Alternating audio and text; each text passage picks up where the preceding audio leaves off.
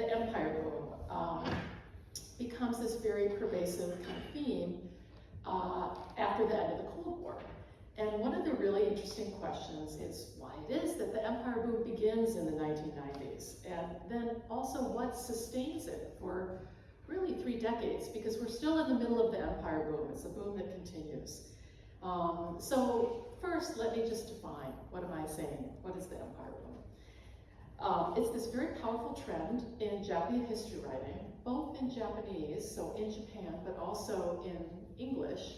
And the English language scholarship mostly is sort of based in the US, because America, for much of the post-1945 period, has been kind of the center of global production of Anglophone scholarship on Japan. So I'm going to be discussing today histories of the empire in Japan, but also in the US. And my talk is divided into 3 parts. The first part, I'm going to start out by laying out for you a contrast before and after 1989. So I'll start with a quick overview of the histories of the empire before 1990, and then I'm going to talk about how things change in the 90s. And then I'm going to end with this issue of interimperialism and examine some of the insights of the empire boom, hopefully for interimperial history writing more broadly on a global scale, and I hope to, that this will stimulate some discussion of comparisons and other examples around the world. So, to start with, let's go back and briefly talk about the empire in history and memory before 1990. And in fact, let us go back to 1945, when the war ends. And it's very interesting to think about what happens to the Japanese empire after it ends. Japan is the major instigator of World War II in Asia, and Japan is defeated in 1945, a thorough defeat. And at the time when Japan is defeated, Japan also loses its entire colonial empire.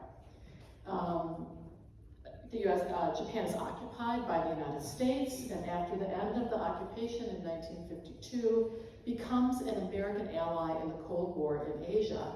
And in the 1950s and 60s, America launches the Korean and then the Vietnamese War from military bases in Japan. And these wars also financed Japan's economic recovery, and in fact were the basis of the so-called economic miracle, Japanese economic miracle. So in other words, this Japanese alliance with American Cold War imperialism in Asia is very important for post-war Japan. And it's equally important to remember that the American Cold War empire is built up upon the ruins of Japan's lost empire.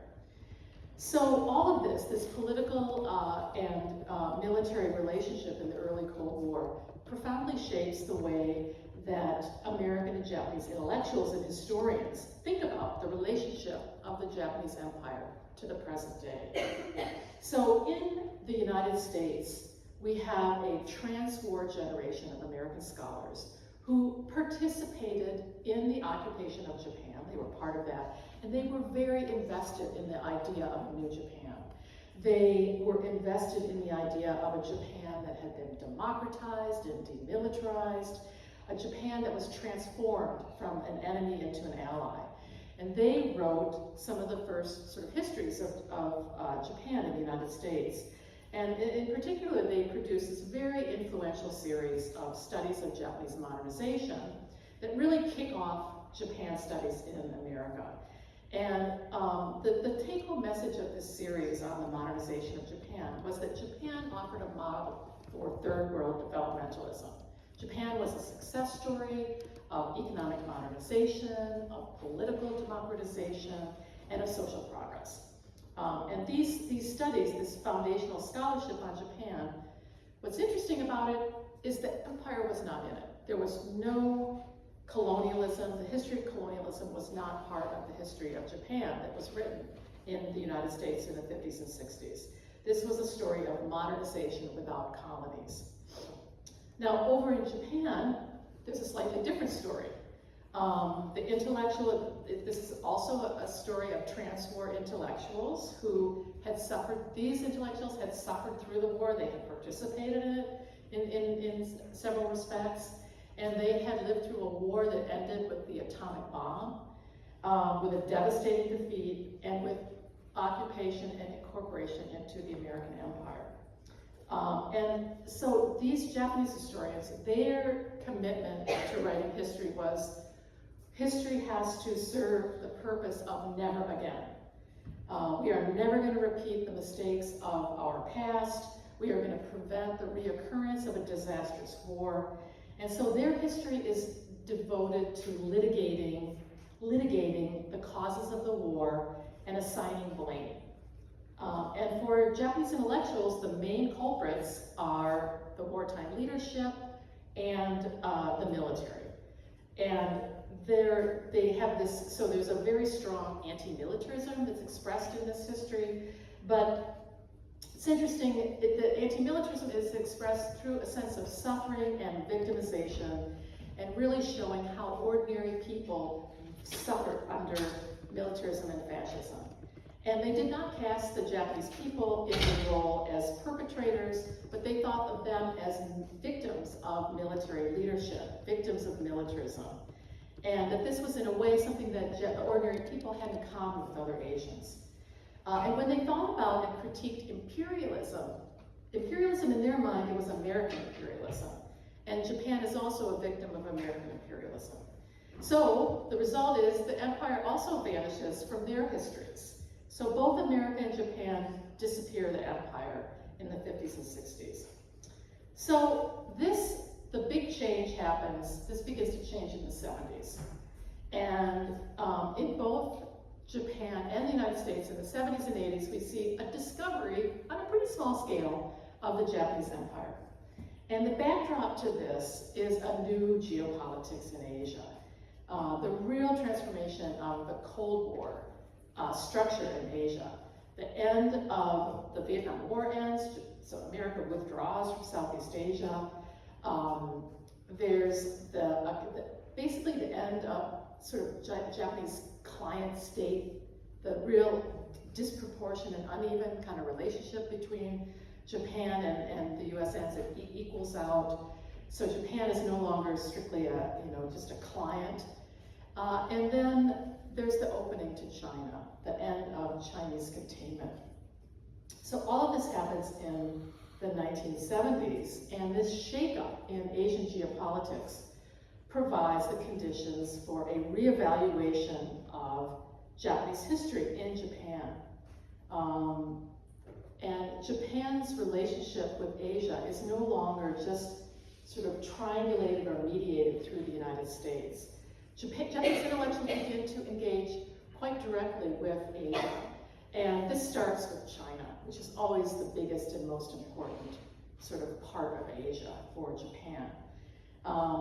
So after Nixon, the US President Nixon makes his surprise trip to China in '72 and ends the containment policy, this allows for Japan and China to finally sign a treaty that ends World War II. So Japan, they don't have a treaty until 1978. It's kind of strange to think about. And what this then means is that there's like the opening of cultural exchange and economic exchange, much more open exchange between Japan and China. So Japanese journalists go over and start traveling in China, and they begin to really engage with history. And especially this man, Honda Katsuichi, he writes a series of articles in the main newspapers, and he writes this book that gets published as a book, My Travel to China. He writes a book on the Nanjing Massacre, or the rape of Nanking. He writes all kinds of books and articles about Japanese atrocities and colonial violence perpetrated on the Chinese during the wartime empire. And in Japan, the shock and reception of this media coverage stirs up a very intense politics around public education, and around textbook writing, and how textbooks and public education, history education, should treat this whole issue of wartime violence, wartime Japan in Asia. And so you have historians like Ie Nagasaburo, who writes textbooks. He's a left-wing historian, and his textbooks are censored by the government, and there's a huge back and forth. He brings a lawsuit. It goes back and forth years. Finally gets its way up to the Japanese Supreme Court, and he wins. But there is this, what happens over the 70s and 80s with the lawsuits and with the debates about the material that Honda puts out in his journals, is they become a really intense division, politicization over these, how we teach, how we understand the history of the war between left-wing historians and the right-wing government, and its attempt, and their sort of conservative allies in the historical establishment. And these history wars then, initially they're just domestic, but then they become internationalized, because in 1982, the People's Republic of China, the Chinese government, officially objects to the way that certain language and the censorship, they basically support Ienaga's censorship lawsuit. And then South Korea gets also, objects to treatment. And so these issues then are politicized in Japan, and internationally they become diplomatic issues. And so the history wars become sort of front page news in Japan and in the international press. So in the meantime, in America, we also have the discovery of the Japanese Empire. But something's sort of different, something's different behind it in the US. This is really against the backdrop of Japan's dramatic rise in the 70s and 80s as Asia's new giant. That's the title of a book by a very famous American economist, Hugh Patrick. And there's just suddenly this idea of the Japanese economic miracle sort of hits American consciousness. And the miracle means that, not only has, Japanese economic success, but also Japan has become a really major competitor. In the 70s, but especially it really intensifies in the 1980s. Japan is being perceived as a threat. And these sort of developments prompt a reappraisal of Japan as an agent of power politics in Asia and the world. And an important expression of this are these books that I have a picture of here. These are two books that come out in the 1980s on the history of Japanese colonialism. It sort of begins the study of, these are the first books that really are about the history of the Japanese Empire in English. And we see both in the political press, but also in this historical scholarship, a kind of a new view of Japan, a new view of Japan and Asia that is emerging, that says, oh look, Japanese economic investments in Asia are spreading the Japanese model for industrial development in post-war Asia, but that this dynamic has historical roots, that Japanese imperialism historically, what did it do? It exported modernizing reforms. It exported models for education and for police systems and for industrial development. It exported all of this agrarian policy to the colonies. So that's the kind of analytic frame that comes through in these books, modernization in the empire. Now, this brings us to the 1990s, when the little trickle of works on Japanese imperialism becomes a flood. So what happens in the 1990s to accelerate all of this? What happens to turn people's attention to really focus on Japan's relationship to Asia, and in particular to the history of Japan and Asia? So I want to highlight three things that happen in the 1990s that really drive this empire boom, or set it off. So the first thing is Japan triumphalism. So from the perspective of today, it's hard to sort of remember Japan triumphalism, because it's sort of the opposite. But the 1990s are this moment. It's really the height of this triumphalism. Japanese economic power in Asia and the world is at its peak. It's the moment of the overvalued yen. So the high yen is surging everywhere, and Japanese businesses are buying up properties in the United States, and the yen is flooding into Southeast Asia and into South Korea, and especially into China. And this is also the era of the rise of the Asian tigers and the beginning of the Chinese dragon, which are in part financed by this export of Japanese yen and by the beginnings of the offshoring of Japanese factory production into Asia. But within Japan as well, this rising yen created an inflationary bubble and just a frenzy of conspicuous consumption. I spent a lot of time in Japan in the 1990s, and I just remember that mood so well. It's just this very glittering era of self-congratulation, and only later does it become clear that, how much trouble the Japanese economy was in. Only later do we learn that this was a cresting wave. But at the time, it was really this triumphalism, hubris, the kind of height of celebration of Japan as number one. So that's one thing that sort of characterizes the 90s. A second thing is what happens in the 1990s to have a real reappraisal of the Showa era. So 1989, it's a very big year. It's the year of the fall of the Berlin Wall. So for most of the world, certainly from the European perspective, that's the significance of 1989. But from a Japanese perspective, if you say 1989, that's when Hirohito died.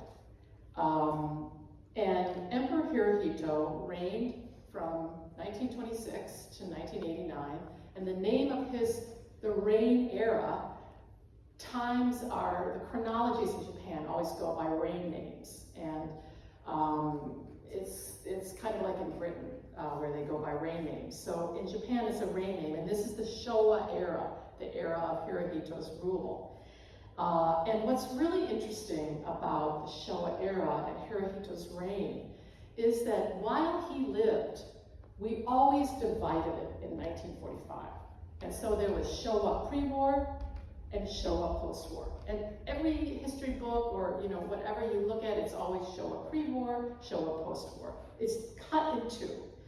And that is associated, that's very much tied to the image of the emperor, which is, he's completely transformed and rebranded after 45. Before, there he is on his war horse. He's the war leader. He's the emperor of war. He's associated with the empire, with militarism, and with the the military-led state. After 1945, he's reinvented as this man of peace, humble little, he's never on a horse anymore. He's just, doing gardening and stuff. He's like your old uncle. And so there's the way that the emperor is sort of divides time. But when he dies, his death triggers this outpouring of retrospectives on the Showa era that put his life and his reign and the entire Showa era back together. It sews it back together.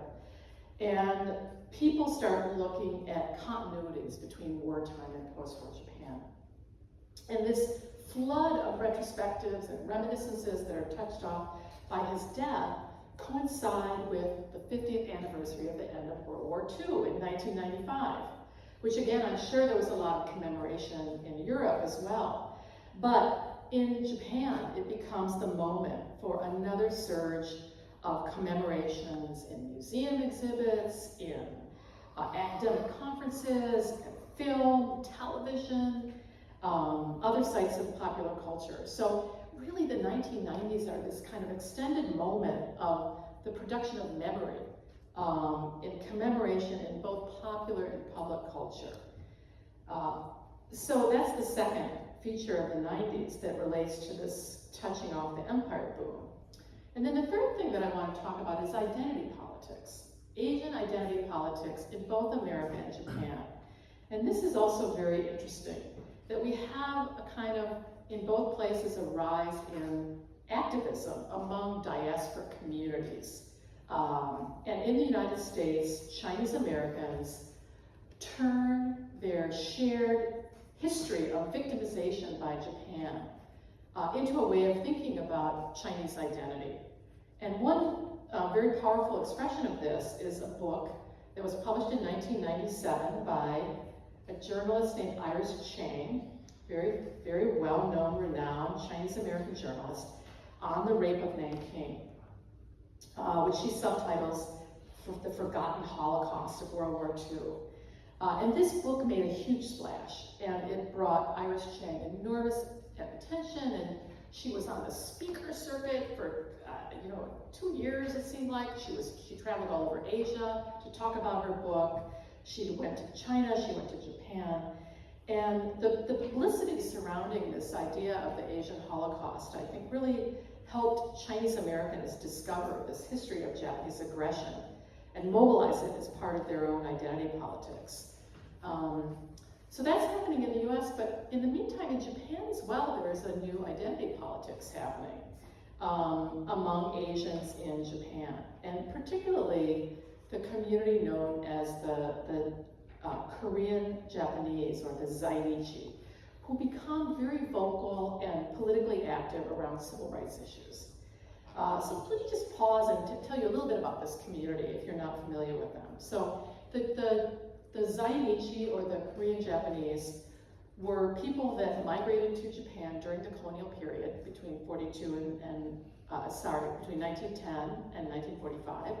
And some of these people came as dispossessed farmers, Japanese land grab in Korea. They were kicked off their land and they went to try to look for work in Japanese cities, and they found their way over to Tokyo or Osaka. Some of them were more sort of upper class people that came to study in Japan's higher educational institutions. And then in the late 1930s, the main numbers, the big numbers, come as forced labor from 1939. So about 700,000 people are brought over to work in the mines as forced labor under the wartime empire. But what's really interesting about these Korean Japanese is before 1945, they had Japanese citizenship as being part of the empire. They had Japanese citizenship. So if they lived in Japan, after 1925, there was a law that passed universal manhood suffrage. So these Koreans that lived in Japan, they were male and they were over 25, they could be entitled to vote. But when Japan was defeated in 1945, Japan lost its empire. Lost Korea, Korea was no longer, and all of those Koreans in Japan immediately lost their citizenship. They were denationalized. And so you can see this graph, where the big rise that's the forced labor. And then after the peak is 1945, there were about 2.4 million in Japan. And then they were given the opportunity to repatriate, and 2/3 of them went back to Korea, but that left about 700,000, quite a substantial number of people in Japan. But they had no civil rights, they had no citizenship, and so for a variety of reasons, the sort of civil rights movement really starts to kick off and gain traction in the 1980s. And by the 1990s, you have a generation that has entered the ranks of, not very large, but of the intellectual elite. So you have some journalists, some university professors, and so on, people who become prominent public intellectuals. And the person that I just want to call your attention to is a man named Kang Sang-jun, and that's one of his books. He's written so many books. He's really prolific. He was a Tokyo University professor. Tokyo University is like the pinnacle. It's the Harvard of Japan. And he was, pundit on TV all the time. He later became a university president. But he he's sort of a spokesman for the Korean-Japanese community, but also an outspoken critic of Japanese discrimination towards Asians. And I think that his prominence, really from the 90s, reflects the newfound influence of the post-colonial intellectual in Japan, which I'll be talking about more later. So, what does this mean for scholarship? The new subfield of the study of Japanese colonialism, which had, had like very modest beginnings, it was sort of tucked away in the corner. Well, across the 90s, it begins in the 200s and on into the 210s. It's just expanding exponentially, and suddenly empire is everywhere. And so if you look at sort of the panels on conferences, like the Association of Asian Studies, it's filled with panels on the Japanese Empire. In Japan, the leading academic press in the early 90s brings out a multi-volume series on the empire and the colonial empire, sort of signifying its arrival as an important academic and intellectual topic. And they just have this mushrooming of springing up everywhere of all these different organizations and academic groups that are devoted to the study of colonialism.